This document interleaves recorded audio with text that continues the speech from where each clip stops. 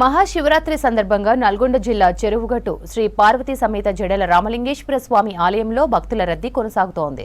భక్తుల రద్దీని దృష్టిలో పెట్టుకుని వాహనాలను గుట్టపైకి అనుమతించకుండా ప్రత్యేక బందోబస్తు ఏర్పాటు చేశారు. స్వామివారి దర్శనం కోసం బార్లు తీరారు భక్తులు. అభిషేకాలు, అర్చనలు చేసుకుని స్వామివారికి మొక్కులు తీర్చుకుంటున్నారు. ఎండలు ఉండడంతో చలువ పందిళ్లు ఏర్పాటు చేసి తాగునీరు సౌకర్యాన్ని కల్పించారు.